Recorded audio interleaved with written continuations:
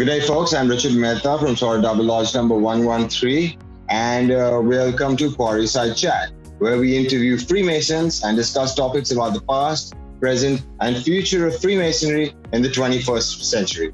As a reminder, the thoughts and opinions expressed here are the sole opinions of participants and do not represent any Grand Lodge statements or positions. Make sure you keep your conversations open to the public and on the level. Today we have a special guest, Brother David Chichinadze. He is the worshipful master of Lodge Rose Cross number 3 under the Grand Lodge of Georgia, and his mother lodge is Lodge Vilnius number 10, Vilnius Arch number 10 under the Grand Lodge of Lithuania. He will be talking to us today about Georgia and Freemasonry in Georgia. And he is also the host of Sepiye Ode, which is the virtual order of Sepiye Ode. It's just had its 100th episode, which aired a few days ago. And he is a very proud and amazing person who has created this show for Freemasons in education and lecturers from all over the world. So definitely a trendsetter over here. We will hear from him now and have a lovely lecture presented by him. David, here's to you. Thank you so much, Brother Richard, for introduction, warm words, and definitely Sepiye Ode that we have created all together, all participants, speakers, and hosts together, is something phenomenal, quite unique in its sense, because we went beyond all or above all the politics, religious stuff, or interjurisdictional issues, and we've been having people, members or non-members, male or female, just discussing purely Masonic stuff, history, philosophy, and so on. So it has been something to be proud of, and we definitely, as you mentioned kindly, recently had 100th edition, commemorative one, and we created time capsule of Sepiye Ode, and we had more than 42 speakers, 45 speakers to be precise, from around the world, different jurisdictions, just attempting to deliver their opinion or message, how it will or should be in the future, in next 100 years. So it has been a huge and unique opportunity to listen to very interesting opinions around the world, different cultures, different nationalities. And it's been recorded. So thank you so much for my introduction. I'm David Chichinadze. I'm a member MM in Underground Lodge of Georgia and Underground Lodge of Lithuania. I'm in my early years of the Brotherhood, so I'm still, as I guess we are for all our life, learners, apprentices for our life, and I'm one of them who tries to seek more light, more education, more insight. So thank you so much for inviting me. And as Georgia has a huge history of the country, over 3,000 years, it still has 5 years of Freemasonic history as a Grand Lodge. So mainly I will be talking about my country to introduce this little country in Caucasus to you, its historical aspect, its current situation, and of course I will cover the situation of Freemasonry in Georgia, and I'll be open for any details or questions that you might have to, so we can go deeper into any aspect. We are proud of having turned our 5th year this 2020, which we wanted to celebrate in June, but COVID ruined not only our plans, but the plans around the world. And even today, there are plenty of countries which are still locked and closed internationally. Among them, unfortunately, is Georgia, which has very limited flight connections for civil kind of transit. So coming back to my presentation, I will kindly start my sharing my presentation, and just confirm you see it on your screens so I can continue with it. Do you see it?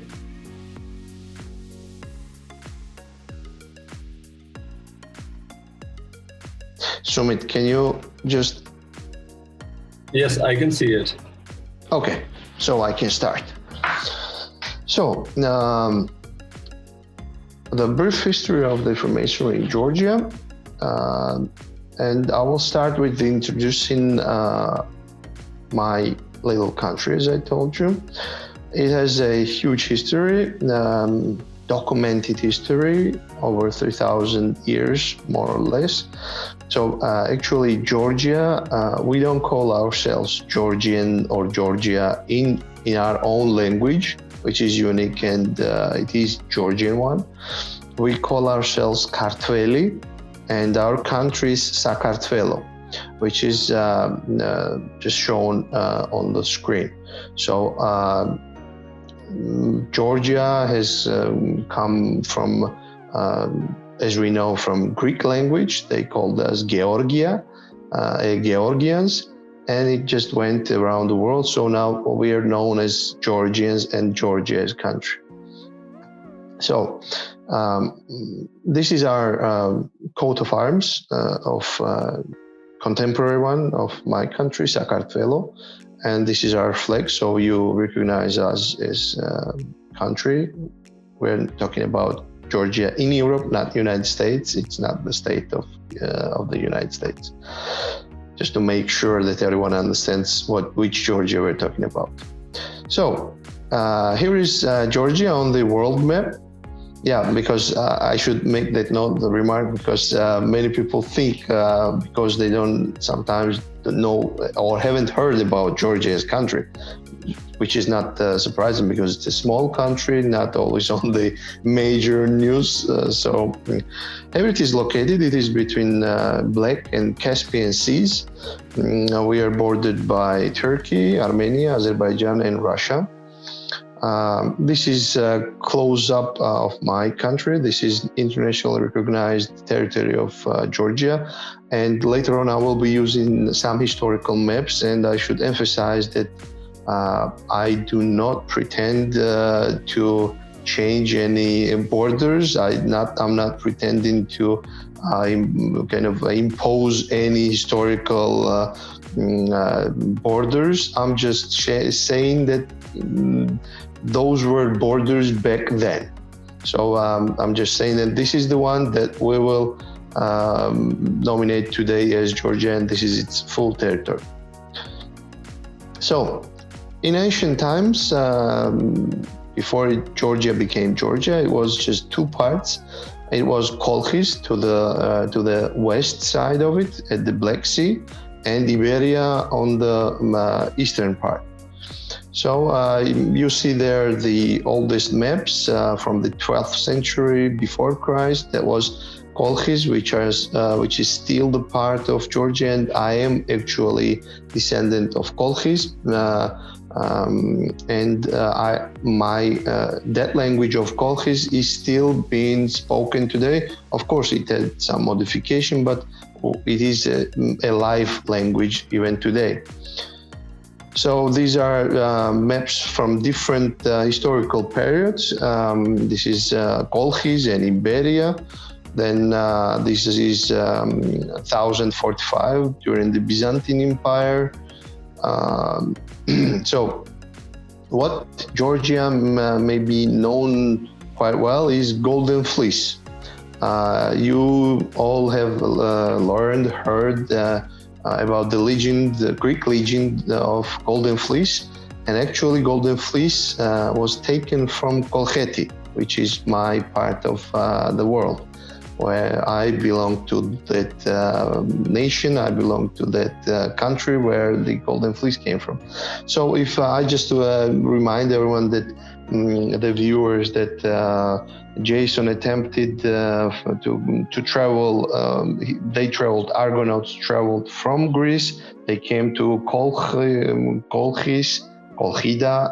in Georgian, and they attempted to put this serpent guardian, the golden fleece, to sleep, and they tried to take the golden fleece from the tree, and it was taken away with the support of Kolchi princess Medea, and Jason actually then took this golden fleece to Greece. So this is the legend, but it has different interpretations. Some say that back then it meant golden fleece actually means royal power, royal rule, and the Greeks took this ruling practice, if may I say so, to Greece. Some say it's a book on alchemy. Some say it's a technique of writing in gold on parchment. Some say that it is a technique to mine the gold, and actually we have one of the ancient spots, gold mines still remaining. It was just changed a few years ago. They really started digging for gold again, and it does not exist as a museum spot or historical spot now, but everything was pictured prior to that. Everything was preserved, but unfortunately virtually and physically now they are physically taking the gold out of that place. So this golden fleece might have been the technique how to mine the gold from the earth. It could have been the breed of sheep in ancient Georgia. It could have been the wealth or technology of Kolchis that has been taken. Some say there is one version that it is about the voyage from Greece through Mediterranean across the Atlantic to Americas. There is such an interpretation as well, that golden fleece was actually the map of the known world back then. Some say that it is ancient writing technology and an alphabet. So we don't know it, or it is not there anymore. So I will tell you that Georgia has currently during its 3,000 years history had three different styles of writing scripts. This is the first one, the oldest one, Asomtavruli. This one is Khutsuri, and that one is the current one, Khedruli. So all three of them are presently used. I will tell you that, this one is, if you compare, these are three styles of writing in Georgian. The first upper one is the current official one that we use and every Georgian knows. The second one and the third one are used in old texts, and the church still uses it as its official kind of script and writing style. So it takes just a couple of trainings to be easily able to read it, because the language that it represents hasn't changed that much, but the writing is there to be used again.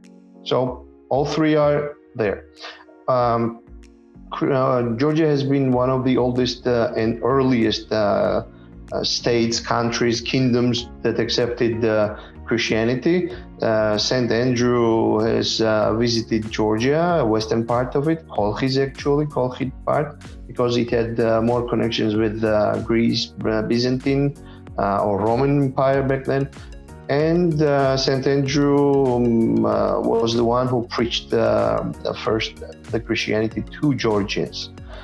But then Saint Nino, actually lady, came from Cappadocia. She is a saint for Georgians. She came from Cappadocia, currently in Turkey. She came and proselytized Christianity to Eastern Georgians, including the Western ones, but she resided in eastern part. So from 314 or 340s, somewhere there, Georgia decided to become Christian as a nation. Not only individuals who've been Christianized, but king decided that from now on it is a Christian nation. So golden era of Georgia was between 1089 to 1213, when Georgia has become one of the strongest countries in the region, and those are the maps. It was united under the David the Builder, King David the Builder. That's his flag, and it's quite interesting, as I mentioned in my earlier discussions, that flag has this, let's say, mythological animal on it. And to be frank, in Georgian folklore, we have nothing of that sort. And it's very interesting why that symbol was used by King David. And I will just emphasize on the period in the history when we are talking about the biggest or golden era of Georgia. That was when in parallel Crusaders wars were happening in Jerusalem and Middle East. So Georgia is a Christian country already for centuries. So Georgia was very closely linked with Christendom back then, and especially later on with the Kingdom of Jerusalem. And even the flag that we have currently, it comes and reflects those ideas back then. This is the largest territory Georgia had ruled. In the middle, you have Georgia as in its borders, official borders back then, and the surroundings are buffer zones of different vassals, if I may say so. But this was the golden era, and that actually happened under the Queen Tamar. We call in Georgian her King Tamar, not Queen Tamar. It is she, actually. This was one of the first rare cases when a lady, a woman, ruled the kingdom in 13th century, and that was the peak of our strength during the history. So, just to jump to one of the world-renowned kind of poem. It's The Knight in the Panther's Skin of Shota Rustaveli from 1172. That is translated into dozens and dozens of languages. And the way it is written is very, very unique. It is a poem, and it has never been replicated anywhere in any language the way it is written. Not the story, of course, but the way it is written. I should mention that actually in that poem, Shota Rustaveli, Georgian author, used Indian theme to develop the events in his poem. And that story actually happens in the Kingdom of India back then. And the heroes in the story are Indians, Indian princes, princesses, and it is a lovely story of love, friendship, brotherhood, and it's an excellent story. But again, it is out there in different languages. You can download it in English, Spanish. I suppose it might be available in Indian as well, but definitely it is out there to enjoy. I will skip most of the parts of the history. I will just tell the milestone kind of parts. 1783, Georgia was fighting Persians, Turks, and the eastern part of Georgia made the treaty in Georgievsk.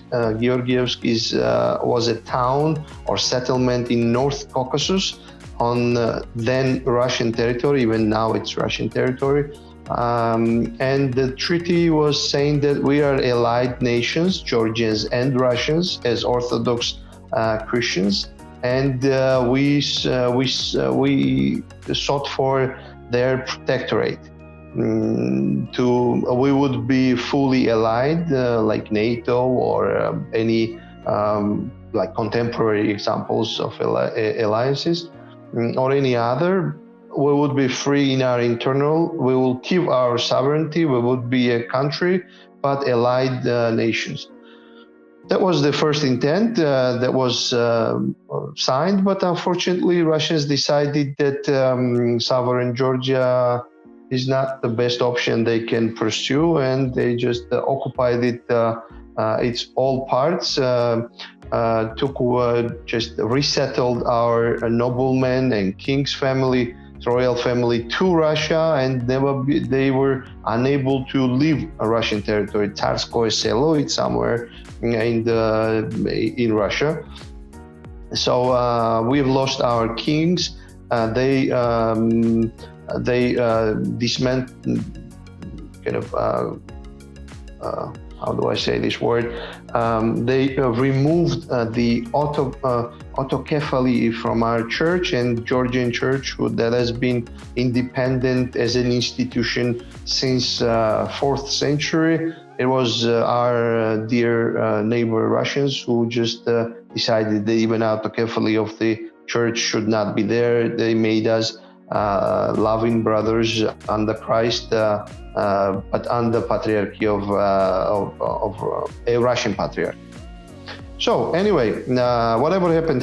It is history, sad history, but that is the history. In 1918, Georgia declared its independence and formed its first republic, and it existed till 1921. That was the Russian Revolution period, if you remember from the history. Russian Tsar has been killed. Russian nobles have been kicked out. That's when the white immigration happened from Russia to Europe and Western countries, because Red Russia decided that it should be communist, not socialist country.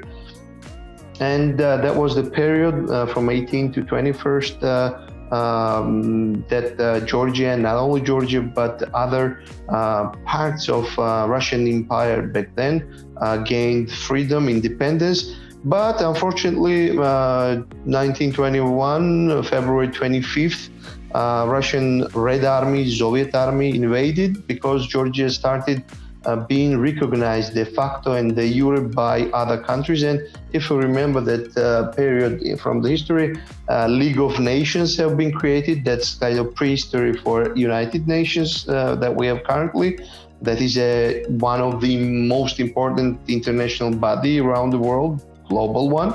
So there was like first intent of nations to create League of Nations, and League of Nations was almost ready to recognize Georgia as independent state. And then if that would have happened for Russia, it would have been kind of very hard legal-wise to then invade Georgia, and not only Georgia, but Azerbaijan, Armenia. Unfortunately, the problem was borders.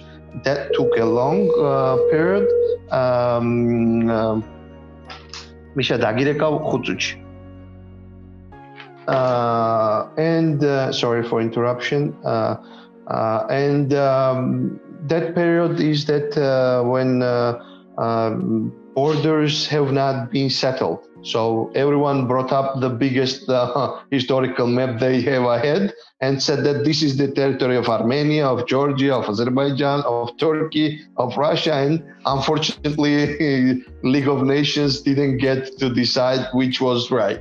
So we lost our opportunity to officially, by League of Nations, be recognized, but it was almost there. So, not to go into details, then Russians decided again that Georgia doesn't need that much sovereignty, and kindly and fraternally hugged us so much that we lost again our statehood. We were just a republic who voluntarily joined the Union of Soviet Socialist Republics. And 1991, Georgia again, based on the popular referendum, regained its independence. And from 1991 to 2004, you see the meetings on the streets everywhere in the country. This is the first president. That's the Declaration of Independence of Georgia. So unfortunately, Soviet forces did not really like that idea. And during 91, 95, we had 3 civil wars on our Georgian territory, Georgian soil. First of all, it was coup d'etat in Tbilisi that had overthrown legal, legitimate first president in its government. Then, in parallel, separatists in Abkhazian Autonomous Republic and Ossetian Autonomous District kind of started wars. They expelled the ethnically Georgian population and later on declared independence without Georgian participation. I mean, the ethnically Georgians have been expelled. So right now, currently, we have over 350,000 IDPs, which is internally displaced persons who live within Georgia. And unfortunately, 1,700,000 have left Georgia and are residing in different countries around the world. And unfortunately for us, many of them are not ethnically Georgians, but Greeks, Russians, some Armenians, some Estonians, and many nations that lived quite peacefully on our territories for so many decades. 95 to 2004, we adopted new constitution. We came back to normality. 2008, Russia again decided that too much of success of Georgia is not in their best interests, and they again invaded now officially. And we had the so-called 5-day war, and small Georgia resisted the Russian huge army. It was estimated up to 80,000 troops and military machinery that invaded Georgia from like 4 or 5 different directions. And unfortunately, the consequences were very harsh. So Russians didn't even know, the soldiers didn't even know that this was a different country. They just thought that it was part of Russia that decided to fight within somewhere. So these are some pictures. Currently, this is now the de jure occupation. The green parts are the parts that were under Russian control prior to 2008, and unfortunately, now from the orange parts, Russia expelled totally almost all Georgians from those territories. Only in this western part, some number of Georgian population is still present because those regions were almost fully Georgians, and they were playing politically as if they allowed back Georgians ethnically, but whatever. So not to go into many details, currently Georgia is one of the dynamically developing countries. We are in the top 10 of doing business. We are in top in many ratings around the world, globally speaking, especially safety, economic freedom, and freedom of speech, understanding of corruption, feeling of corruption, and many other ratings. So this part, which now is under control of Georgian government, is fully successful. In 2020, we reformed most of the governance in Georgia. In 2018, we officially joined the visa-free regime with the European Union. We can just with passport and some insurance and some stuff like that, we can just fly to European Union, which was a dream sometimes and so hard to get a visa. Right now, it's just that simple. So now I will just join this very little Masonic legacy that still needs to be explored, but I'll mention several things that might be interesting for historians as well. I'm the one that thinks that this ancient wisdom, which is being kept or should be kept within the Brotherhood, comes from these partly, fully have been lost or have been modified. It doesn't matter. I'm not going into that detail, but I think that this legacy is out there. So it started somewhere in Sumerian, Egyptian kind of territories in the eastern part, but I'm pretty sure it is just expressed that way. But there is a lot of connections in Indian culture, in Chinese culture, and in Asian cultures, even in Americas. You see all these interesting kind of similarities that we shared around the globe. So I think that there is a lot to still learn and be aware of.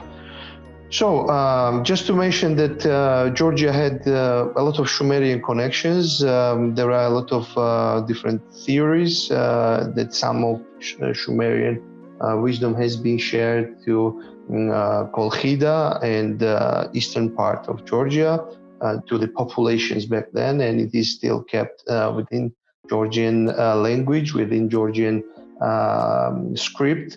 We talked about the Golden Fleece, which is even now, you remember the obligations and oaths, and it is mentioned there that something is older than Roman eagle and the Golden Fleece. So even somewhere the ancient indication about the Golden Fleece somehow has been reflected in Masonic kind of texts. So there is interesting connection and some documented interactions between King David the Builder and the Knights Templars in Jerusalem. We even had Knights Templars fighting on our side in Georgia during one of the biggest wars of Georgia, and 300 of them have. It is said that. They even resided, many of them stayed in Georgia. There are some articles of Knight Templars even now reserved in high mountains of Georgia in old settlements. We don't know how they got there, but it is there. We have seen it. It is not in the museums. It is traditionally in those very remote mountain regions, Svaneti. They have owned even another third Georgian language. In Georgia, there are 3 scripts, but there are 3 languages as well. Georgian, which is official state language, Migrelian, which is Kolchian, Kolchida, Kolchis language, and Svanetian, which is the ancient, the kind of foremost parent language of Georgians. So those Svanetians are keeping all those material linkages with Knight Templars. It still needs to be explored because they don't show it to everyone. It is preserved for centuries. So we know that there have been some Masonic lodges and the fragmented participation of the Georgian Brethren in 18th and 20th century. We even had Martinists represented in Georgia. So there have been, it's been quite, I wouldn't say quite active, but somehow we've been exposed to this knowledge. Martinists were quite active in 19th century, but then Tsarist regime and then KGB or pre-parent of KGB, they just destroyed all such activities, closed activities. So at least we know that 33 brothers have been identified documentally, who've been part of forming the First Republic in 1918, 1921. Then they fled after occupation to Grand Orient of France, to Grand Lodge of France, some European Masonic jurisdictions, but we've tried to gather their information. It is still to be explored. And during the Soviet occupation, all all activities have been prohibited, and it was heavily Masonophobic propaganda during that period. People you may recognize that at Georgian Connections is Gurdjieff and Blavatskaya.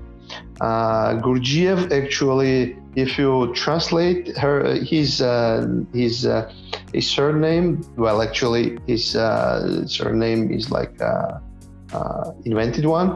Gurdjieff is from Gurji or from Gurjistan, and Gurji is Georgia in Turkish or Persian language. So we are called, Kartveli are called in Turkish and in Persian languages like Gurji or Gurjistan. Even now, this is the official name in Turkish language. So Gurdjieff is of Gurji, of Georgia. So Mr. Gurdjieff was truly part of our culture back then. And Blavatskaya also had a lot of connections. We are talking about the Russian Empire back then. And Georgia has been a free space, even during the Russian Empire, for a lot of esoterical researches, because this is in the midst of the crossroads from different cultures like Persians, Turkish esoteric, or Azeris, Armenians, Georgians, ancient ones, and Russians. So this was a really fascinating culture, especially the capital, Tbilisi, even now has all these cultures represented. Even the old city, in the old city area, you have Muslim, Hebrew, Orthodox, Armenian churches, all these major religions represented by their own historic churches and buildings there. So even now, if you go there, you will see all of them, and they coexisted fantastically even now. So what happened is that in 1995, Freemasonry, after regaining the independence and some freedom came back and things came back to normality after the Civil War, they started, first attempt was in 97, 99. It did not really work. The second attempt to introduce the light, to bring light, was early 2000s. And in 2007, the individual brothers fragmented to traditional jurisdictions, initiated the process of consultation to form the GL of Georgia, GL in Georgia. So in 2011, 2015, intensive and competitive, I should emphasize competitive consultations with Turkey, Lithuania, Ukraine, Armenia, Austria, and some other jurisdictions have been ongoing. And in 2015, three worshipful lodges under the Grand Lodge of Russia decided fully, the members were nationals of Georgia, citizens of Georgia, mainly ethnically also Georgians, who decided to create and establish GL on Georgia. We should understand that back then, till 2015, March 14, Georgia, in Masonic understanding, was terra nullius, which means that nobody's land. There were activities going on. Ukraine was represented, GL of Ukraine was represented here with different lodges. Turkey, GL of Turkey, GL of Armenia, GL of Russia was here on the territory of Georgia, but there was no GL, national body. So March 14th, 2015, GL of Grand Lodge of Georgia has been established. In accordance to all the rules and traditions and landmarks that had to be there regularly, and has been consecrated, and it started working. During next 1 year, 3 new worshipful lodges have been installed under the Grand Lodge of Georgia. And it just developed. Fortunately, GL of Russia, or the leadership, it's better to say, of the Grand Lodge of Russia, did not really like the sovereignty, too much sovereignty again, as their state interlocutors in politics, that the sovereignty of Georgians could grant them the opportunity to interact with Western brethren and just around the globe freely without control. And they started intervening our internal affairs. They started to sorting out our international relationships, and it caused us, unfortunately, in 2017, that Grand Lodge of Georgia had to withdraw recognition from Grand Lodge of Russia due to continued violation of Masonic laws and traditions. Unfortunately, on 10th anniversary of military occupation of Georgia by Russian Federation in 2008, on 10th anniversary in 2018, Grand Lodge of Russia, seeking to gain control and influence in the country, created a delusion of unification process against legal and legitimate interests of regular Grand Lodges around already present on the territory of Georgia, the Grand Lodge of Georgia. And of course, I can go into detailed analysis of these elements and actions that have been already been analyzed, documented, and sent out currently to many all these jurisdictions for relevant measures to be taken. We are in the process of, Grand Lodge of Georgia is in the process of discussing many details. Now, most of the Grand Lodges or jurisdictions around the world understand what has happened, and some measures are being developed, and I hope, if not COVID, those measures would have been applied much earlier. But again, this brotherhood is to stay here until the end of times, and we're not in hurry in that sense. And we'll be doing our best to present to any interested bodies additional information and the details if such need be. So,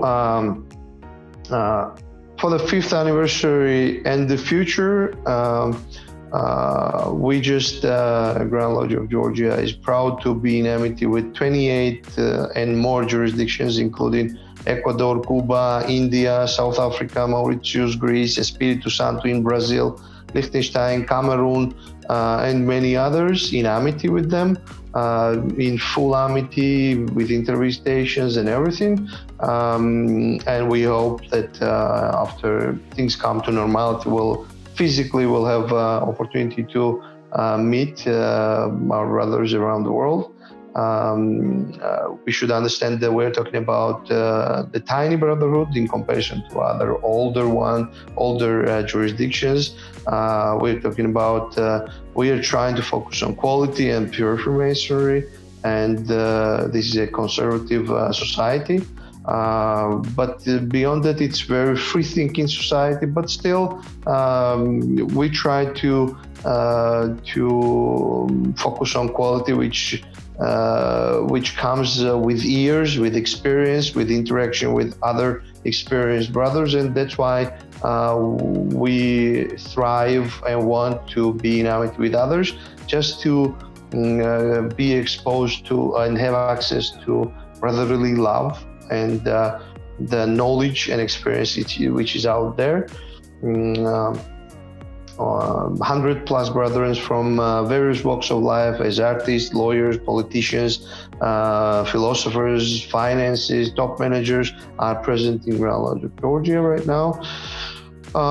We have already produced and published 5 our own Georgian books on the topic, and more than 10 is in the process, which is, I think, a huge achievement for the tiny brotherhood in such a short period of time. We are quite active in life and very active as brotherhood on the internet, and you know that Sapere has been very successful because it offered beyond Masonic politics a platform for everyone to share the knowledge. and I've already used the opportunity in the beginning to share that with you. We're working hard with traditional jurisdictions to establish more opportunities for Georgian brethren to grow in Masonic science and to be a fraternal service as true brothers to others. And we already had the opportunity during the COVID to support our South African brethren, our Swiss brethren, because a lot of visitors of Georgia unfortunately got stuck and weren't able to fly out of the country because of the COVID situation. We sent out our letters of fraternal readiness to support any brothers who happen to be locked in the country, including Grand Lodge of India, because we have a lot of students who come from India, who reside here for medical university or technical university, and we just expressed our readiness to the extent we can. Of course, we cannot cover all the needs of them, but we've been quite successful to support up to 20-25 some brothers, and not just regular foreigners who asked us for support, or we've been asked for them on their behalf to be supported. So we did our best, and we are there for future endeavors if need be. So officially, Grand Lodge of Georgia and its members are admitted into SRIA, that is Société Rosenqua in Anglia, and in some other international Masonic entities. So I will leave this link to Sapere Aude if anyone would want. Sorry for being, I don't know if I fit in the time that was given to me. So I send my fraternal greetings again and thank yous from Tbilisi, Georgia, in Europe, not United States. Again, to all the viewers who will be enjoying this recording. And I should thank so much Brother Richard for inviting me to this very excellent forum where, again, one gets the opportunity to share the knowledge and enrich each other with additional information around the world. So thank you so much, and back to you. Thank you, Brother David. That was an amazing lecture, and it was really in detail. And I must say that there seems to be a lot of controversy that has happened, but the Georgian people have been very full-hearted about it and have managed to bear through the sticks and stones of history. Definitely. Wonderful interpretation and information given to us, because I don't think a lot of people know about it. And a lot of people have not really, as you said, Georgia, people immediately, first thing that pops into mind is America. which is the first thing that probably pops up when you type in the search, unless you get the spelling correct, which people may not at that point because they're thinking Georgia. Anyway, lovely. I wanted to ask you a few questions regarding King David. You said that the unicorn was placed over there. I was very interested to know what your symbology of the unicorn meant, and what was the principle of that with Georgia and King David, according to you. To some extent, we have, thank you for the question. That period is very interesting period, which is still unexplored in the, let's say, Knights Templars dimension, or was what connections were there. It is interesting that the current flag comes exactly from that period. This unicorn flag has never been interpreted to the extent I know. Why it appeared, it is a question for historians, and the heraldic commission that exists here in Georgia is trying to share some explanations. But again, I understand that unicorn is part of maybe Greece culture and folklore. It is represented in some European cultures, but definitely in our Georgian folklore or stories, there is no mention about the unicorns, or it is not popular at all, I would say.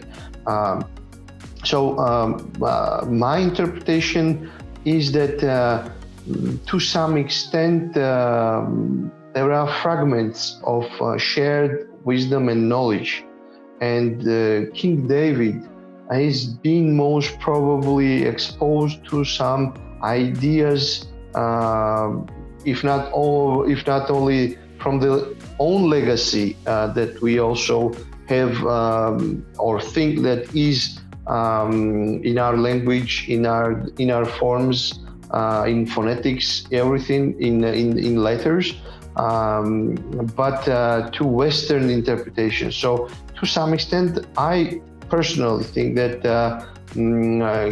during the King David period, they were trying to symbolize officially their connections to Western interpretations of historical events or the ancient wisdom. So there is kind of a hint that the linkage, additional hint that the linkage was there.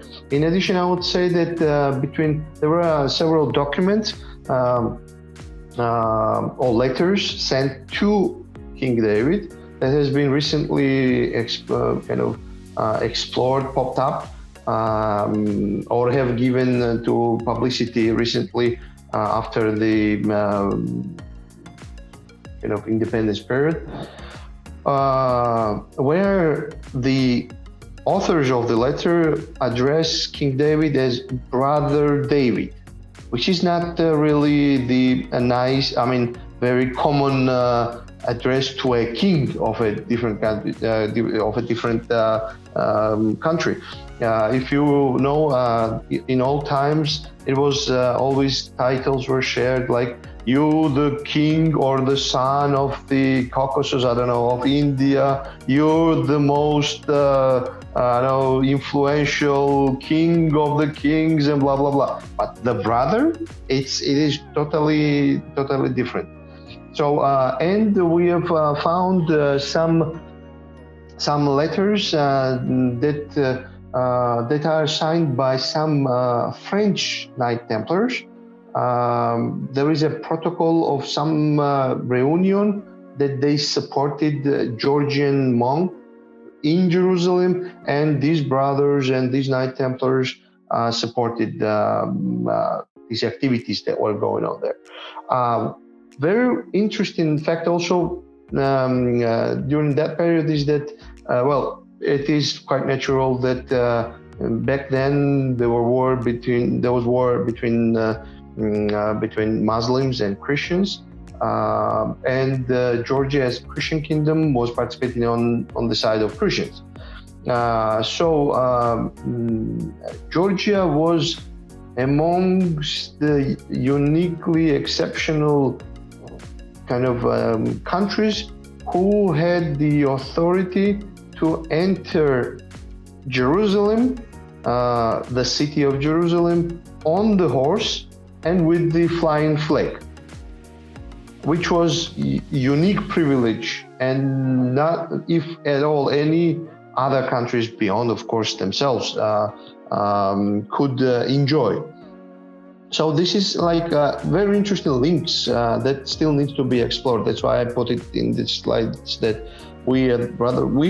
our historians have researched many things, but they have never put the glasses of the brotherhood and never have taken into account that there might have been different formats or platforms of communication between these entities or these groups.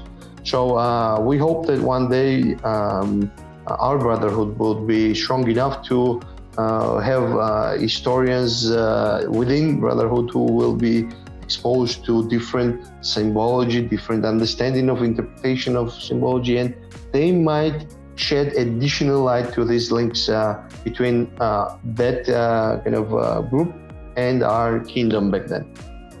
So I don't know to what extent that responded to your question about the unicorn, but this is a context of why unicorn might ended up on our flag. of the king. Actually, it wasn't state flag. Yeah, Brother David, I was reading up online about King David and sort of any sort of connection to the unicorn, which was a bit of my research earlier when I had read your paper. And there was something called Re'im. Re'im in Hebrew means unicorn. Re'im. R-E-E-M. Okay, so what it said is that in the Hebrew Bible, it was mentioned 9 times, the unicorn, essentially. And the unicorn could also be an interpretation of the ox, which is another interpretation they brought about. Because in Noah's Ark, there was an animal who had a long horn. And King David, had to climb the horn of the animal. And he perched on the top of it to stay. Yeah, it's a metaphoric, obviously, meaning to it. But it's written in the Hebrew Bible. Understand? Okay. So there is definitely a very interconnected point to that. And there is a history connection. So even in Job 39:9-12, it says, the unicorn be willing to serve thee, or able to thy crib. Canst thou bind the unicorn with band in the furrows, or will he harrow the valleys after thee? Wilt thou trust him because his strength is great, or wilt thou leave thy labor to him? Wilt thou believe him that he will bring home thy seed and gather into thy barn? So, I mean, I had a quick interpretation, which could be, I mean, I'm not saying that it is or it isn't, but there's a very inclined thought to Alc1. Alc1 is a star system, is another sun, essentially, is the mother sun, the main sun in our universe. So if we look at that, could that be a depiction of Taurus? And could the unicorn be an interpretation of the second sun, the mother sun, the main prime sun, called Alc1? You know, that this could be something that could connect dots over here, you know? I mean, it was a very interesting research I had done on this area. So maybe there's something that triggers regarding this. Thank you so much. And I think that might be a very good explanation, at least the Bible part and Jewish culture. Well, as I already said, the Christianization of Georgia happened quite early, like 4th century, in the beginning of 4th century. But prior to that, then Christian, let's say, teachings arrived to Georgia kind of officially, because we had St. Andrew also in the 1st century visiting Georgia, bringing the Word of God. When Jerusalem was invaded, kind of destroyed by Babylonians, and the Jews fled to different corners of the world, a huge group came to East Georgia, and they resided in the old capital of Tsketa, which is just 25 kilometers from Tbilisi right now. And they had huge impact on the, back then it wasn't Georgian, but I mean, on the culture of local population back then. And that's where it was, we say that it was 2,600 years ago. And that is the number of centuries that the Jewish culture, not just individuals or traders or merchants traveling, but a huge, very important part of Jewish community who resided in Georgia, and might be that they have brought exactly that knowledge as well. That is also one of the parts that we are trying to figure out, because in many cases later on everything became Georgian and Georgianized, if may I use this strange word. It absorbed the culture of Georgia. As any other culture is not just of one nation. I mean, unless you've been closed for, I don't know, centuries. It had impact from Persians, India, from Turkish, Byzantine, which is Greek, Egyptian, Arabs, everywhere. So it absorbed, right?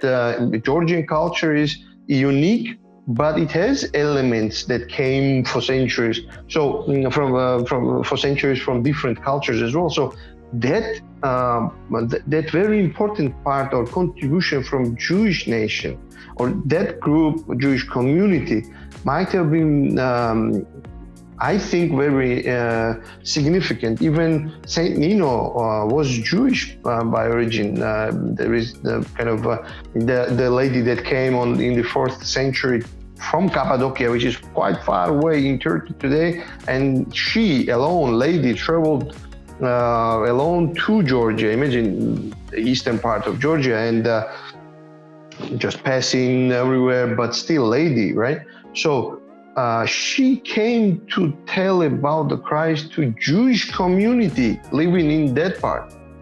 So actually it is also, of course, it then became Georgianized because it is Georgian culture. They lived in Georgia. They've been, assimilated or part of our society. But still they remained kind of very integral part of Georgian society.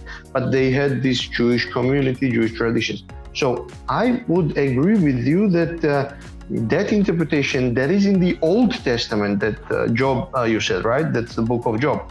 So there is Old Testament, and definitely there might have been kind of these links out there, this knowledge that wasn't popularly shared with everyone in Georgia, but definitely the priesthood and the kings definitely would have had the access to that interpretation. I'm pretty sure that could be a very good explanation of unicorn on the flag. So thank you for triggering and bringing up that point. Thank you. There was also a Jewish folklore regarding this called, I'll read it directly, Reem was larger than a mountain and could dam the river Jordan with its dung. So they're talking about the unicorn. It was larger than the Jordan place, and it was a mountain, and it could dam the river Jordan with its dung. To survive during the deluge, Noah had to strap its horn to the side of the ark so that its nostrils could protrude into the ark, allowing the animals to breathe. King David, while still a shepherd, mistook this horn for a mountain and climbed it. And then the Reem got up, carrying David up to heaven. He prayed to God to save him. So a lion passed in front of the Reem, and Reem bowed down to the king of beasts. David then climbed off, but was threatened by the lion. He prayed again, and an animal passed by, so the lion could chase it and leave David unharmed. So, I mean, this is a bit of the folklore behind it. Yeah, you're reading from again from Bible. Is that Job you're citing? What source? This is not from the Bible. This is a reference from Job 39:9-12. It's a translation of Jewish folklore. So it's from Jewish folklore, essentially. Okay. This part specifically. Okay. So again, you have done much more study in that regard. So I'll be happy to host you in Saperiao to discuss this. And we definitely have the opportunity and honor to host you soon. Again, that is not part that I have dug into details, so it'll be hard for me to go beyond. No, very nice, very interesting, very interesting. I was really interested about this. Definitely.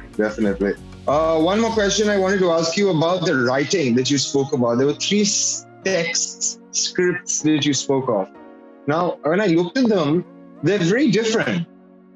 Yeah, one script looks a bit rounded, right? Which is, and one script looks a bit square-like. And the other script looks like it's a bit italicized, like slanted, So, I mean, that is something maybe there's a historical meaning behind the definition of these scripts also. I mean, could you go a little bit more into detail about the three scripts you spoke about and how they may be interpreted in some way through history? I'm not specialist in that part. Only I can bring some, let's say, it's legends, or it is documented, but it still is, I think, fictional, or at least that's the interpretation of a very educated person back then, just to give importance to the king's line and stuff like that. So, first of all,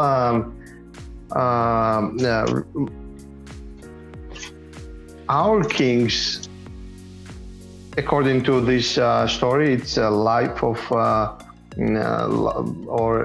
life or history of Kartli. That's the huge book that was written, and it interprets that our king's line comes from Christ. You know, many kings and royal families tried to link up their ancestry to Christ because everyone wanted to have a legitimate power that it comes from the gods, right? So I guess it should be or could be part of that attempt, that bringing up the glory of Georgian kings and linking up, giving the ancestry, linking up to Christ through and from Christ to David, because Christ was descendant of King David of Israel, of course. And then it was given by God, right? That's where God said that, okay, you will be the King David. And then it descended, it comes somehow to Georgia as well.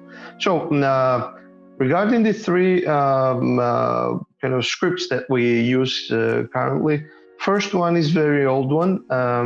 And we should understand that like everywhere, just regular, normal Georgian wasn't reading, writing, anything. It was about the noble people, even the king and its administration, and let's say the priests who would use the scripts to write and read. And of course, it was religious texts that were being produced. So there is a Georgian book, Georgian author of 90s, who says that this square, the first, I could share the screen so the viewers can understand better which one we're talking about. Right there.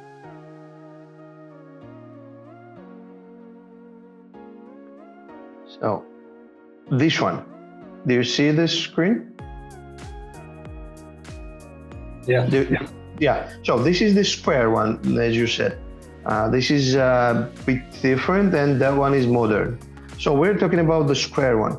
If you, there is a huge book produced by the author. To some extent, it was quite popular back in 90s, 80s, but it still needs to be accepted. So if you go to these letters, all these letters have esoteric explanations, especially these square ones, exactly. The rounds, I can share later on the video of these scripts, or you can Google it, Georgian letters or its esoteric explanation, and you will find that these are circles of sun, moon, the dimensions, some extent 3-dimensional also is interpreted from these letters. Christ and symbology and the stars, exactly here. Some say, especially say that it may have links with Phoenicians or the early Phoenician scripts. I don't know. Again, I'm not the specialist. I'm just sharing whatever I personally, David, may know, but there might be much more already. And is there, because there are institutions learning, exploring, studying these details. There might be, if you go to Ethiopian script, which is not, unfortunately, I don't have it here, there are some similarities as well. So Ethiopia is also very interesting phenomena. It's a Christian country. At least the Christian tradition, very early Christian tradition, is kept there. There is a huge linkage of Ethiopia with Jewish culture. They've been they've been even royal families linked with Jewish royal families. It's very near to Egyptian culture. It's just right there. Northern part of it, not northern, but upper part of it. So again, as that author, that author says, there is a huge mystery kept in these scripts. That's why even that book of 16th or 17th century that I mentioned regarding the legitimization of kingdom through linkage to Christ's line, even there it says that there will be time when the Lazarus will be brought back to life. Now it is dead, but remember this right from the Bible, that Lazarus was dead for 4 days and Christ went to the grave and revived him, brought him back to life. So they say, this is the interpretation of Georgians, that there is a mystery there, and one day with the right persons, this mystery will be open to public when it will be nearer to the Christ's second coming. Again, this is what I'm not imposing this opinion on anyone. I'm just sharing that this is very interesting. If you go deeper, it has a lot of explanation of each letter, which unfortunately I'm not good to bring up or discuss now, but I could share the links and definitely it has nothing about the current one that we use today, which is totally different than the old ones. It has some letters which should have derived from that, but still, it is totally different than that one. So this old one, definitely stories, legends says that has keeps the secret and mystery. That still needs to be explored. So that first attempt, or at least the known attempt recently in 90s of last century, was that they linked it up to astrology, the ancient Sumerian explanations, Sumerian some symbols, and it is out there. To my knowledge, it's only in Georgian, but I could, if the interest would be, I will try if it's available in other languages, because the author was trying to promote this understanding explanation of these letters to the world. So it's what I have to say. It's lovely, David. And also I must say that if you look at the letters and you see them, obviously like in Hebrew as well, there are 3 different types, There's the physical description of it, there's the sound of it. And in this case scenario, if you look at it, there are 6 lines of 6 letters, right? So that comes to 36 letters. Yes, but there's 1 letter at the bottom. Is that a letter or is that part of the text? 37. And that adds up to a 10. So 10 is again God's number. So that is very interesting, because I don't know how many alphabets like this have 36 letters like this. It's a bit different from the regular run-of-the-mill alphabets that you get in other countries and in other cultures. Again, I cannot go into. Very nice. And you were mentioning Ethiopia as well. Ethiopia and their connection with Georgia. The lost tribe of Ethiopia. There may be a connection. I didn't say there is a connection. We have a connection with definitely Jewish culture and many other, but Ethiopian culture, not really. I just said that there is this similarity which might have come somewhere through Jewish links or other Christian links. And if you remember, Christ also went to Egypt to just find refuge during the persecution, right? in his early childhood. So again, a lot of legends still to be analyzed. Was it symbolic? Was it real? Was he in India? Did he have any? Did he get any ancient wisdom there in Himalayas? I don't know. There are so many, but we don't. I have not heard that Christ ever been to Georgia. With Persians is very interesting.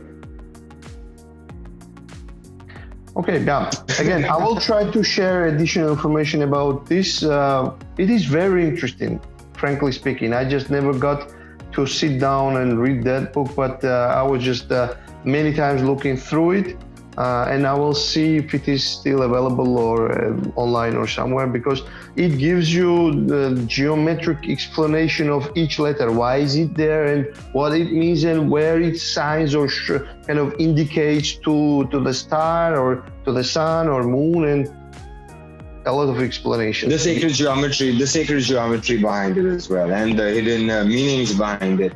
You were talking about Lazarus and the Messiah. Could that be correlated with the Jewish apocalypse theories? I mean, is there any connection, do you think, to those? Or like is in Lazarus pit? Like, for example, we have this program, I think, that comes on TV on HBO, which is Arrow or something like that, right? And they talk about Ra's al Ghul, and they have a Lazarus pit. So it's basically a sort of a water body that basically gives immortality.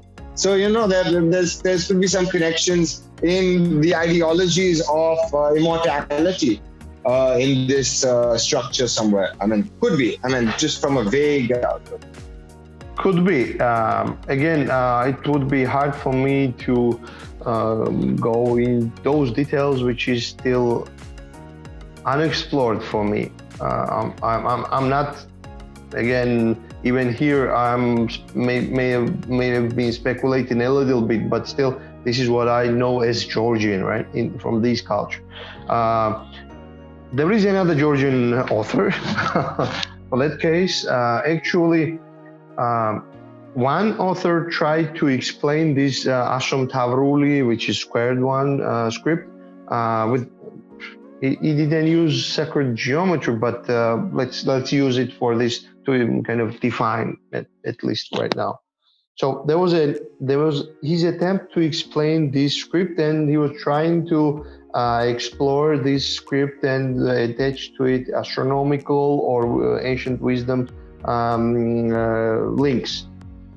There was another author who tried to explore the phonetics of and the words itself, Georgians. And many words he interpreted what it might be really meaning. So, like in Hebrew, you have letter, but you may have like dozens of explanations of it. In Georgian words, you can play with it, and it may mean totally different. Samotche, for instance, which I remember now because there were many others. Samotche is heaven, but heaven not in the sense that the upper side of the kind of sky, but as heaven where people get after death. This supposedly place. So this author says that Sam Otche is like combination of Sami and Otchi, which again it's hard to follow in English unless you kind of have Georgian knowledge, but is number 3 and number 4. It's just a combination of those.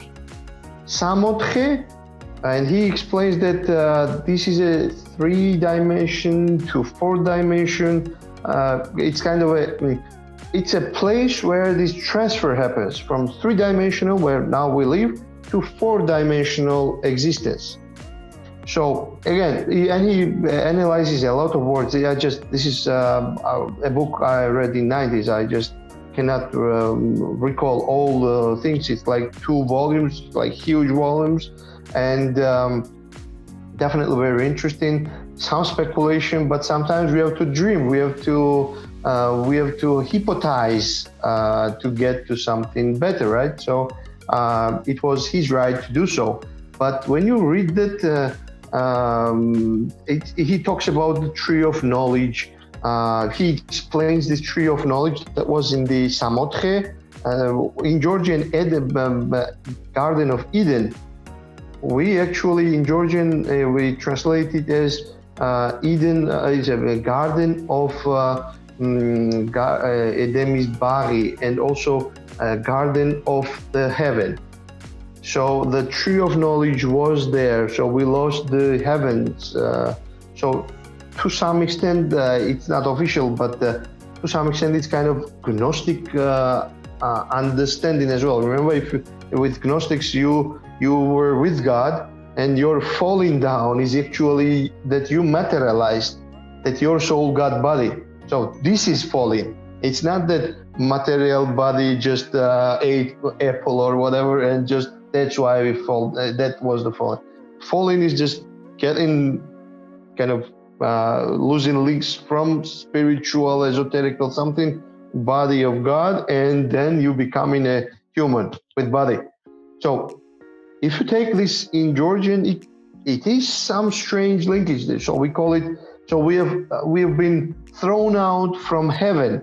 If you translate it from Georgian, Garden of Heaven, instead of Samotchi's body. So very interesting. Even the tree of life, the way it's perceived, has dimensions. So yeah, when we look at the tree of life, we see it as Sephiroth in the 22 parts. But when we look at the tree of life in a different perspective, it becomes a serpent, and it becomes 3D.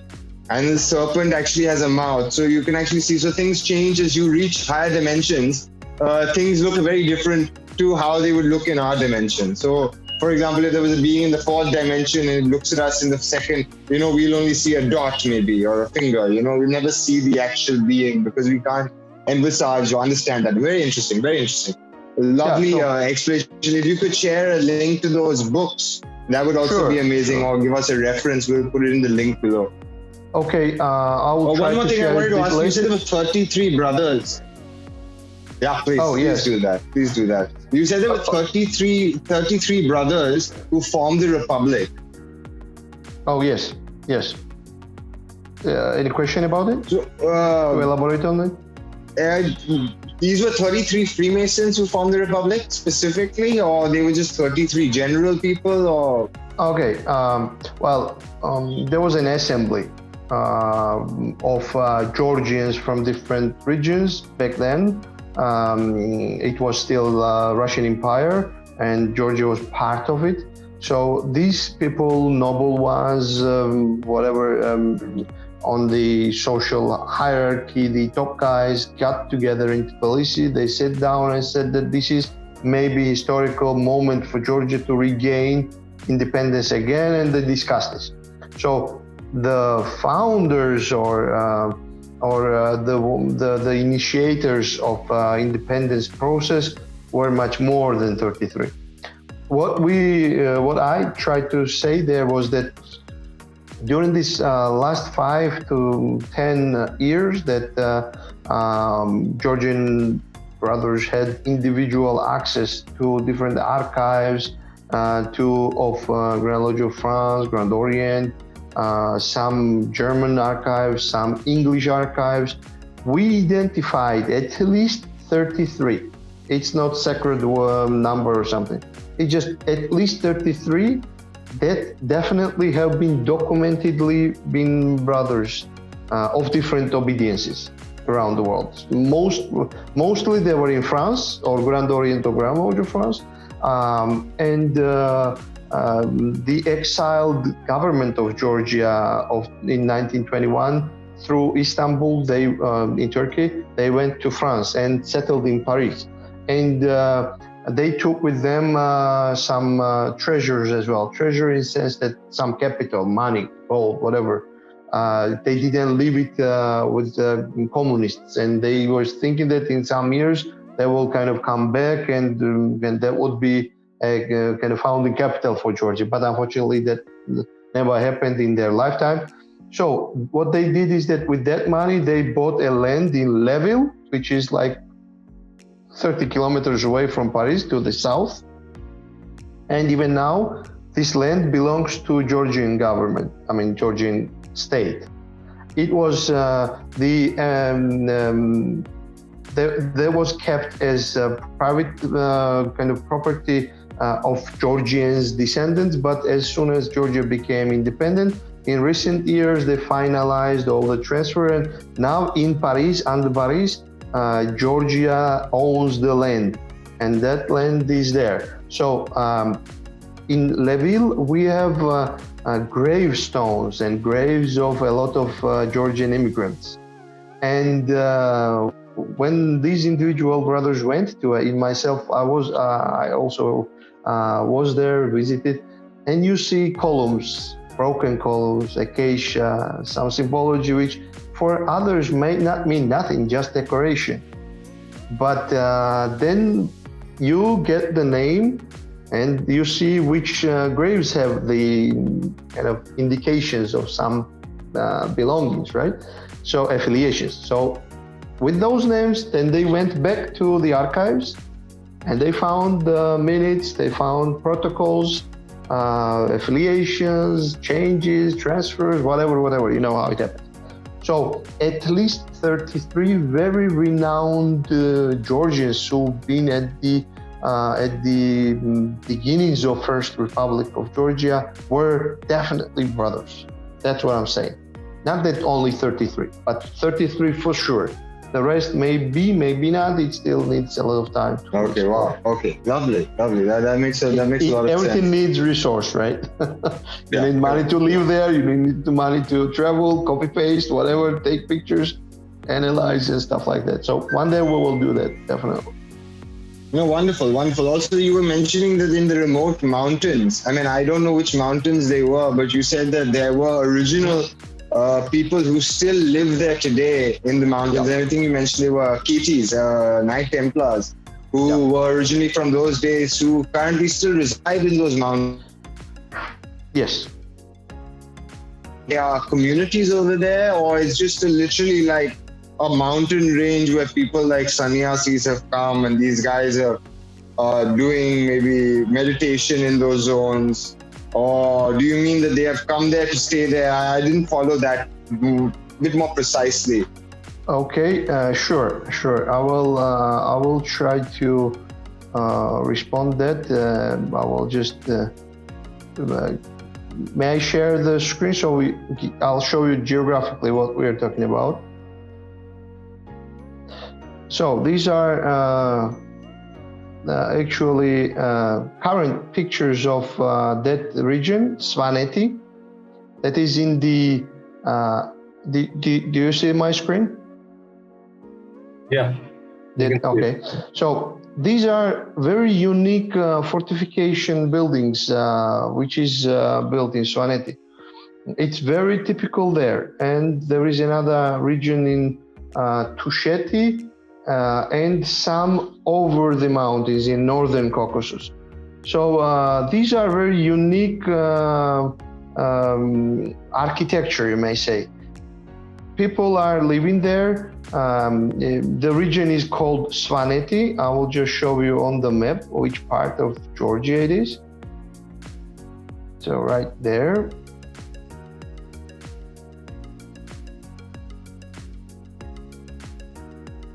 Oh, they look beautiful, these old buildings. This is high mountains. So this is Georgia. So it's like a little township, essentially. No, it's a region. I'll tell you. That one, the picture is of one of the towns and some villages. So this is Georgia, right? I'm here in Fleece. This is west part of it. And we're talking about this region. Do you see my mouse, right? Yeah. So this is the part of the region of Georgia we're talking about, right there. So specifically this part of it. This is all Svaneti from here, but what we are talking about is this is the valley, actually, if you see, this is the river going, and then you later on can check it on Google Map, of course. So these are settlements. Altogether, these are Svaneti. This region is Svaneti, and this is Mestia, the place of pictures that I showed you. So right now, that's the place, that's kind of administrative center of that region, of that municipality. So just to tell you that these are specific pictures, so you can enjoy it. You also have a huge mountain range above over here. Oh yes. This is Ushkuli. This is Ushkuli, and this is almost 3,000 meters settlement that people live still there. This is Castle and Church. Just looking at the gorgeous mountains up there. So Ushkuli is one of the biggest, or like here. That is the excellent place just to pacify your soul. You just need to go there and stay there for days. It's just something that is so pacifying for the soul. So what I'm saying, just back to the looks like a beautiful place. Back to the question, I'll tell you that Svaneti, well, Georgia, as you understood from the history, was many times conquered and in wars against and by many different empires or states around neighboring one. The Byzantines, Arabs, Mongols, Turks, Russians, I don't know, all the empires of the world except Chinese and Japan has been in Georgia for some while. Even Mongols were here. There was naturally the need for bad days or troubling times to save the family of the king and to save the treasures, including, of course, gold or whatever treasure they had, and including the books, would it be church books or whatever, the writings, your memory, right, your archives. So these regions, mainly this one was very popular because it was so remote that no army has ever invaded this region. It was very remote, high in the mountains. There was the passage to get there was so narrow that there was no sense. Why would you conquer it? It was so remote. So for our purposes, this was the part where we would send out our king's family to live, stay there.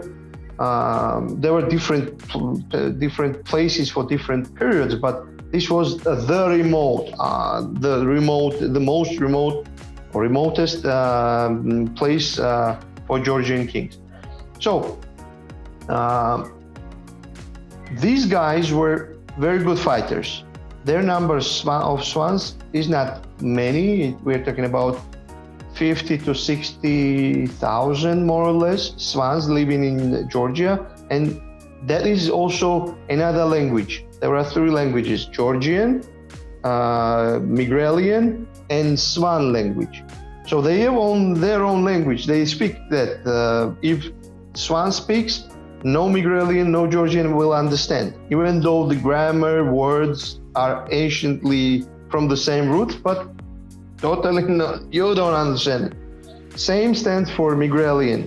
So these three languages are not, they're not dead languages. They're spoken today, practiced. Okay. So these fighters would go and join with small numbers, but whatever. That was when there was a war, king would call for every region to send people. They would send as well. We don't know how these particular artifacts got in that region, because someone could have participated in the Crusader Wars along with other Georgians and brought some artifacts. There might be history that, okay, one more tradition just for you to understand the context. It wasn't that there was a kind of a treasure bank or a institution there kind of guarding these treasure or families or family of the king or the books. It were the families or the representatives of this or that family that would keep them.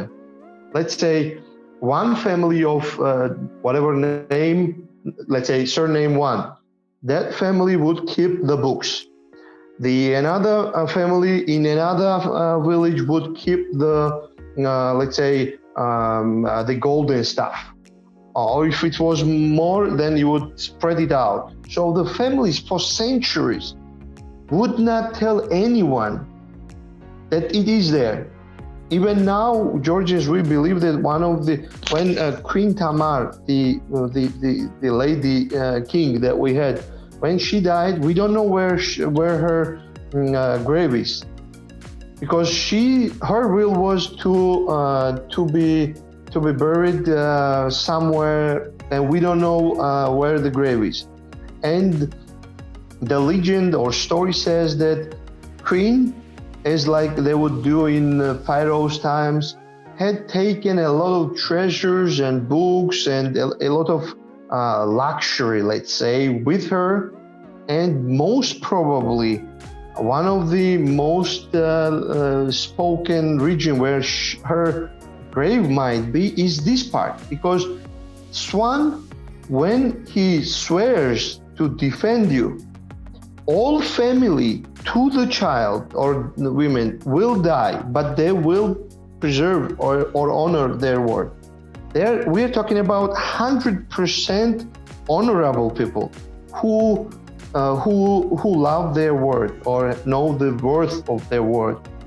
And when you tell, when the whatever noble or priest would give the sword or anything to the families, no one else knew, only family knew. And even after independence, the very interesting historical things started popping up, because now it was more or less safe to show that there is a golden, very old, pure gold bardzimi. That would be drinking glass, wine drinking glass. That was used in old church mysteries, and it is there. Family said that, okay, we have this, and now an official guard is standing in their family, in the church, in front of their family, because they would not let these artifacts to leave their village, because they swore somewhere back in centuries ago, someone swore that it will not leave the family or the house or the village. So there is no way government or any official can just say, oh, why don't we put it in the museum? It's better there.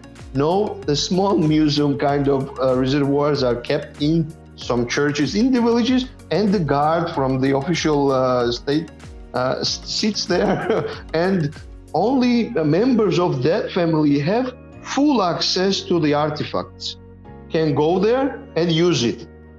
No one else. If you go there, you're not entitled to just grab and just see. But if you go with that family, they'll give you, pour the wine there, you can drink it. So there are many of these kind of artifacts there. And one of the possibilities that we think might be the reason why this got to Svaneti is that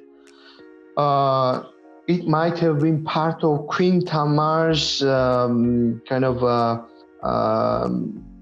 this treasure that went with her and was spread around between different families. In Svaneti, you will find the museum after decades of consultations and lovely words and convincing them that the handwritten manuscripts, the oldest translations of Bibles and Christian books, plenty of them. Just you can Google Museum of Mestia or Museum of Svaneti, and you will find excellent collection of the rarest books. But you cannot take it away from the region. That is the deal. It is in the museum, but it should remain in Svaneti. That was the deal with the guys. Imagine, country cannot overgo. They will die, but you will not be able to live with it from the region. they'll blow you up if needed, but they will keep their word. They're very strong and very strict in their decisions. So, sorry to cut it short. That's what we think was part of this treasure that came with Queen Tamar. And there are not only the sword of type, it has some writings and symbols on the sword, and that was shared by one of the families to one of several guys. It's not even in the museum. And they said, okay, they might allow some people, historians, to look at it, but it will never leave the house. It should remain in the house. So maybe we still have another discoveries to be made in Swaneti, which has each family has its secret, because they are keeping for centuries. It's like not even every member of the family may know about the existence of a treasure in their house. It was like father to the son, father to the son, father to the son. So again, our understanding is that that's how it got there, because this sword seems to be quite noble. It's not a simple sword of a Knight Templar. Knight Templar kind of construct and symbology, and most probably it could have been part of royal family belongings, which then went with Queen Tamar after her death, and has been distributed to the families to be kept. So we had this discovery just a few years ago. It's still to be explored. It is hard to deal with the guys because they need to be on good mood, and they should trust you in order to give you any understanding. Or they'll tell you that what you're talking about, there is nothing like that. That's it. But they have shown, physically shown, we had it in our hands. There must be people who want to gain these treasures for their own needs or wants, and that means these people are essentially sort of gatekeepers to this area. Number one, and they are guardians of our history. And not even of history. Possibly that location could be a Gothic time hole. Like it could be a place where you can go into inner earth. So on the top of the earth, there are many tribes who have been placed in different zones to protect those areas. So yeah, it's very possible. I'll tell you one more thing, and I don't want to overburden the lecture, but also interesting. It goes to Golden Fleece. Again, it is upper side of Kolkheti. And actually, if you read the Golden Fleece in the legend, in the text, it says that how Kolkhis were gathering gold. They would skin the sheep, and sheep has very strange kind of fur. They would put it in Enguri River. That's one of the rivers. It is said that it was exactly in that river. They would put it there, and while the river would flow through it, it would leave the particles of gold on the skin or in the fur. So it would become time to time golden. But it physically that region physically has gold even now, and that is Svaneti actually. So that river, Enguri, comes from the Svanetian mountains, and exactly from there, even now, they wouldn't allow you to do it. Government was trying to kind of negotiate the opportunity to try to find if there is any gold there. It's non-negotiable. Or whole Svanetian kind of community should be okay with it, whatever you decide, or there is no way you can do anything there. Again, because they're guardians of their word. And so this river comes from Svaneti. This river brings golden particles, which gets on the fur of the golden fleece that was taken by Greeks. Okay. Is there any connection with the wisdom, knowledge? But physically, that was happening. Even now, people are trying to get remember in California Golden Rush, they would sit down in the water and kind of get the mud and try to get these particles. Yeah, same thing they are doing in Svaneti, but very limited sizes. They wouldn't allow you to bring the kind of contemporary machinery and dig the grounds. They say no. If you want, you can get up, get your whatever plate and try to get it. Even that is limited, but I'm just kind of symbolically saying that they wouldn't allow it. But the gold is even now coming from with the river. It is there. You can even there were even videos on YouTube. You see how it's shining in the river. That's absolutely amazing. Yeah, that's absolutely amazing. So the golden fleece, in essence, has its own literal meaning. That it was the shaped fur that was used to gather the amazing. That's something I don't think anybody knew. That's amazing. That's how old Colchetians, and Colchetians included Swanetan. There was no such a differentiation back then. The language was more common. This is how they would collect gold from that river. So there's a lot to discover there, and there's still a lot of hidden mysteries that have to be uncovered in this area. David, I think you will be tasked upon now, since you have been on this esoteric journey, to go and find the gold from the river. Yeah, you can do live documentary on that one, since you will be the safest one to get there. Well, some documentaries are out there. You may find it on YouTube. I'll definitely dig in. I'll definitely look around. Yeah, I'll put label in there as well for you to. Perfect. One last question I wanted to ask you about HPV and Georgia.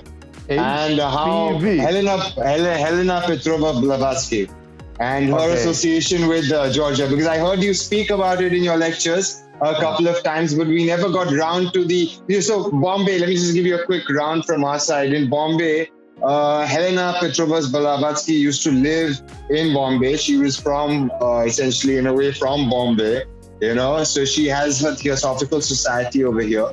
And she used to do a lot of her rituals, her writing, her studying, her esoteric knowledge was pretty much done from this zone and in and around India, but Bombay was one of her key bases. So that's hence my curiosity from your side as to what your interpretation towards her was.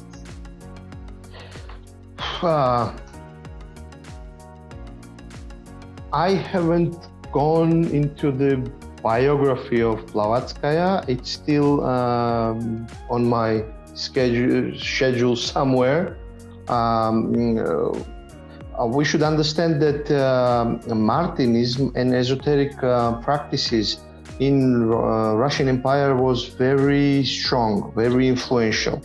They have produced not only Blavatskaya, but there are many Russian authors who've been trying to go deeper esoterically. And you may find these linkages even now in other contemporary or 20th century esoteric groups like Golden Dawn or Otto or others. So personally, I'm not I haven't learned that much to share or give you additional details of Blavatskaya. Just Georgia as a place, and even now, even like Sapere there is almost always been a meeting place of many cultures, ideas, opinions, and it was always the freest place in Russian Empire where any culture can go and bring up their ideas, and groups of different thoughts might emerge and just exist in freedom. So that is why Blavatskaya had to do with Georgia. She is not a Georgian. I'm just saying that she had her practices, her roots in Georgia. So beyond that, it would be just my very bad speculation about her activities or about her to what extent Georgian culture or the region had any influence on her teachings, very interesting ones. Well, much more even now, Gurdjieff's followers exist in Georgia. There are groups who follow his teachings very closely, Some are to some extent more or less very symbolic, but some are very into the Gurdjieff's teachings. So what I can do, that if anyone is interested, they would be much better outsourced if you need to get to the roots of the teachings or the biographies or the books than myself, because I have no practical or formal connections to these two groups. I don't know if Blavatskaya's teachings anyhow or theosophy is represented here. At least I don't know about them. There might be individuals who are interested, but as a group, I have not identified. I have not seen them. I could ask if there is any interest. Lovely. But Gurdjieff definitely is there. Okay. Lovely. So that's perfect. Thank you so much. David, you've been an amazing host, amazing guest on our show. I'm so used to saying you're a host. You're always a host. You've been such an amazing guest on our show. And I think we've learned a hell of a lot from, everything you've displayed to us, and it's amazing. Thank you so much for your time and so much for all the detailed explanations you've given us. Thank you so much. Thank you so much for this opportunity to be able to share about my small country, about my culture. Very limited part of it is about the Brotherhood, but definitely I hope that I have achieved to trigger your curiosity to explore this very interesting culture, because it has its hidden treasures and it still needs to be discovered. So you're welcome. Anyone is welcome to Georgia. And touristically also, it's a great place to come and enjoy nature, people, cuisine, wine. Wow. So, welcome. Thank you so much, Brother David. So, Brother David, I just wanted to add a few questions, observation, if do I have time, Brother Richard or Brother David? Yeah, please, go on. Let's long meetings on it. So, Brother David, you seem to be the Masonic torchbearer of Georgia, So, I see you in all the meetings, and I don't know much otherwise, but you seem to be the Masonic torchbearer in a sense, So, thank you. So wonderful to see that. But you mentioned that you had affiliation, amity with a certain country, Cuba, Ethiopia, India, but you didn't mention England and not Ethiopia. I didn't mean Ethiopia. No, Ecuador, yeah. Ecuador, I think, yeah. But so the other countries are in progress, like UGLE and US Masonic, because aren't you in amity with them, or is that in process since you didn't mention them? Sure. Thank you for that question. At the moment, we have already announced our interest to enter into amity with North American jurisdictions. In February, Grand Lodge of Georgia has been officially represented, and we delivered our request for such a recommendation to be issued by the Commission for Information on Recognition, which is North American tool for defining whether the candidate is okay with all regularity issues. We hope that for next year, if this COVID issue is not influencing its happening, it should be in Seattle, Washington state of Washington. So we are working hard to explain, prove, or share and bring the detailed information of our 5-year existence in Georgia. And I think we have advanced in that regard, because last 3-4 years happenings that took place in Georgia, or events, have influenced the Brotherhood, because newborn baby, instead of getting help and assistance from older grown-ups to start walking, then running, then reading, then writing, in the very first days have been kicked in the butt and tried to suffocate with love, brotherly love from the leadership of unfortunately neighbor jurisdiction. So we had to make it clear where we stand, And last couple of let's say, I would say last year, because a couple of months was not really active due to the COVID situation globally. So we prepared all the analysis, gave detailed information to several jurisdictions. So as for UGLE, which is one of the oldest Grand Lodges around the world, again, we are just to emphasize strictly that we have been formed in full compliance with regularity principles, legally, legitimately, by recognized brotherhood was consecrated. This is the main kind of way how a lodge can be formed, right? By at least 3 worshipful, regularly consecrated lodges. So that all the origins, everything is okay. And the problem is that these events that happened, we've been limited 2 years ago, 3 years ago, in our communication with jurisdictions.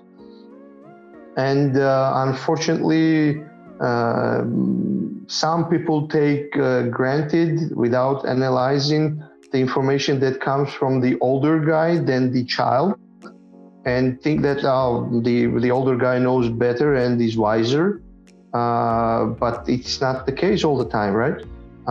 Truth does not have age. Truth is truth. So in November 2019, we just sat down, once again realized, analyzed everything, and started spreading our understanding of things and questioning why anybody is treating Grand Lodge of Georgia like they treat it. Not everyone, of course. We're not talking about, we are talking about some limited jurisdictions, limited number of jurisdictions. So as for the UGLE, he has its unwritten, I would say, guidelines how to enter in amity with the new jurisdictions. And one of them is not only observing the jurisdiction is permanently working, and it's not just guys just declare themselves, I want to be GL and please recognize, and you don't do anything, but you regularly hold your workings, you regularly do whatever needs to be done, you are in communication, you understand, you are more or less self-sufficient, whatever criteria you might put to a young jurisdiction, right? Very logical, reasonable. So UGLE being very one of the very exceptional jurisdictions, let me put it that way. We haven't sent our official request to them to recognize us because one of the items or criteria for recognition, unofficial guidance is that they seem to have, is the number of years you are in consistent working or consecutive years that you didn't have any problem. So you are a reliable sort of institution. Having that in mind, we're just having consultations on individual level, of course, getting some guidance, some ideas, some opinions. We are in, I would say, constant consultation with the oldest jurisdictions and many others. We are open for amity. We're so happy that one of the big, interesting reach, I would say, in Masonic experience, Brotherhood jurisdiction, Grand Lodge of India, has granted its recognition in 2016, if I'm not wrong, or 17. We are privileged to have it, and among them are South Africa, Mauritius, Ecuador, Santo Espiritu, and many others. And we are definitely working with others.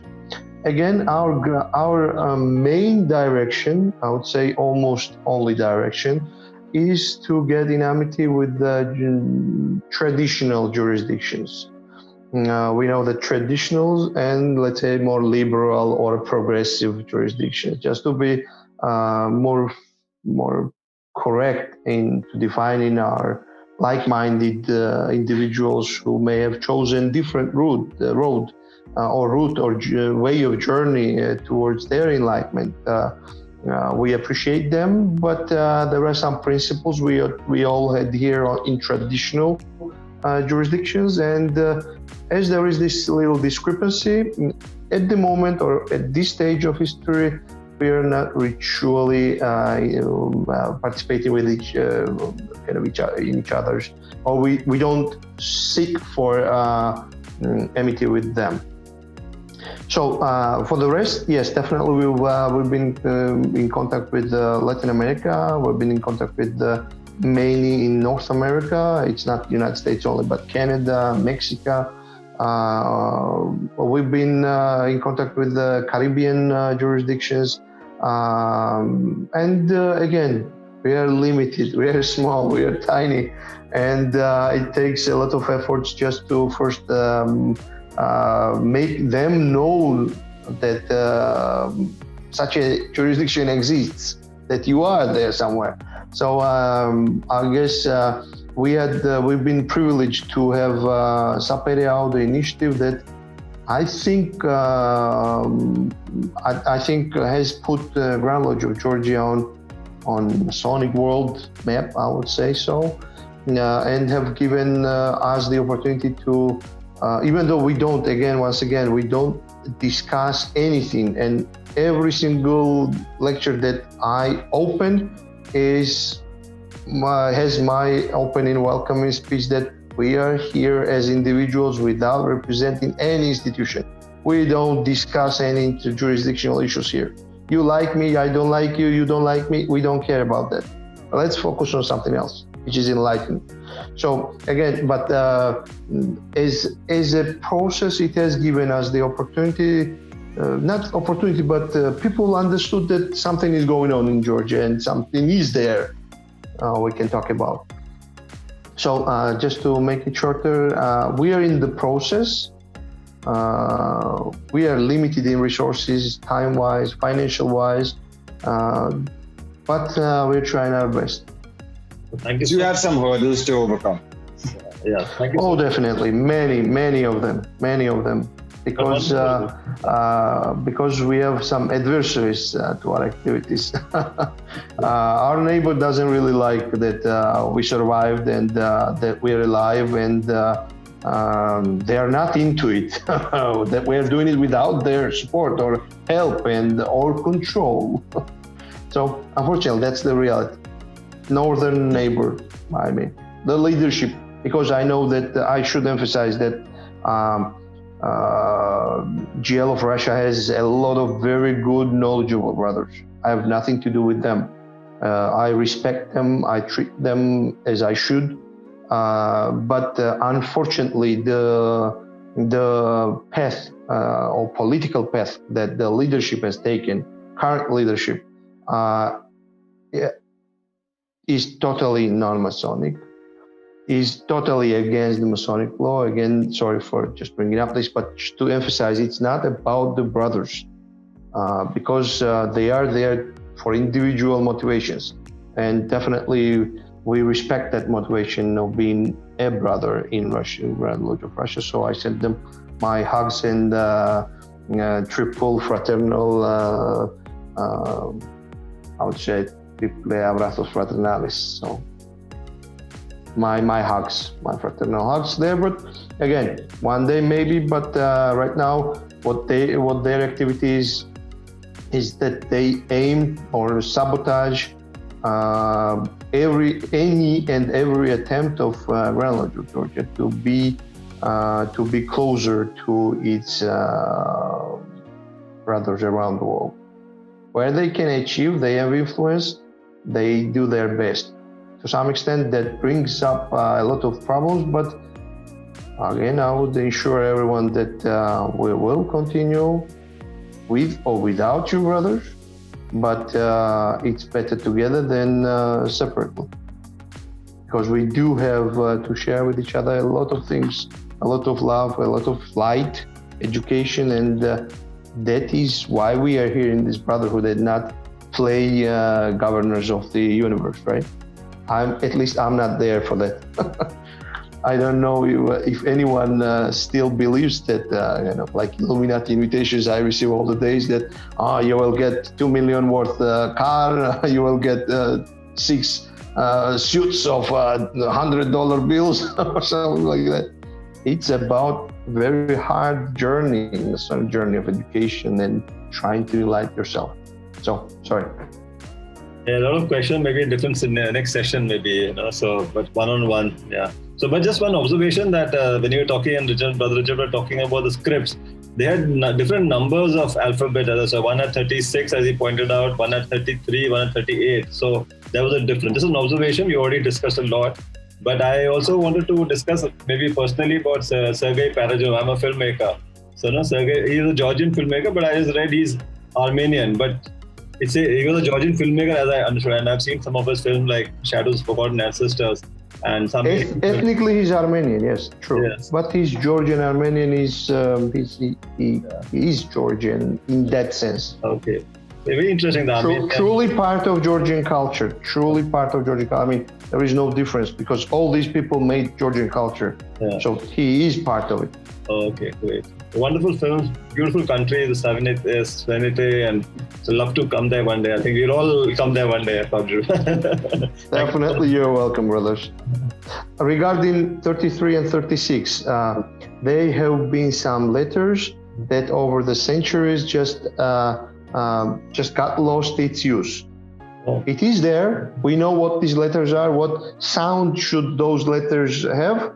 And they are used in church, but some, because of language is also a dynamic living organism, it changes, develops. So some of the sonants or consonants we just are not using anymore. Okay, interesting. That's why it's the difference. So yeah, what do you believe? I wish you all the best on your journey through this turmoil, yeah, honestly, and from our side, from India, from GLI, from all the brothers over here, I'm in brotherly love and integration towards knowledge and understanding is what fraternity is all about and what Freemasonry is all about. It's not about, as you said, it's not about the $1 million and the shoes and all this all this fictitious propaganda. But yeah, I mean, absolutely correct. And and I think, with this sort of dedication you've shown, you will really achieve what you're achieving, and best of luck with it, honestly, from our side. Thank you so much. Thank you so much, brothers. And for this opportunity again, to be with you. Thank you. We loved having you over. So David Chichinadze, and he has just given us a beautiful lecture and incredible detailed information on multiple subjects, and we've done a bit longer in this session, but I think it was completely worth it and totally valuable when it comes to the information given by him. So I think we can round up now, David. We're done. And if anybody has any last, as David says, if anybody has any last closing statements, could you please give them? And now the host will give his last closing statement. Please, David, the floor is yours. Well, once again, I've said, I've talked a lot today, so thank you again. I wish this format, this forum development, I truly believe that we all need to use more technology, not because, not with the purpose to replace something, but with the purpose to complement, to add something to it. Because this is a unique opportunity when through technology, people, individuals, brothers from around the world, all four corners of the universe can come together, share thoughts, and physically there is no chance of that happening in foreseeable future. Unless so many people will start these millions traveling to each other's voice, which is totally impossible. So these technologies are there and to be used, and I'm pretty sure that there will be some opportunity given to the technologies to serve the brotherhood and the three principles we all share: the brotherly love, first of all, and the charity part, because the ideas shared is shared everywhere. Whether we meet physically or we meet over the Zoom meeting or Skype meeting, it is our will to express will.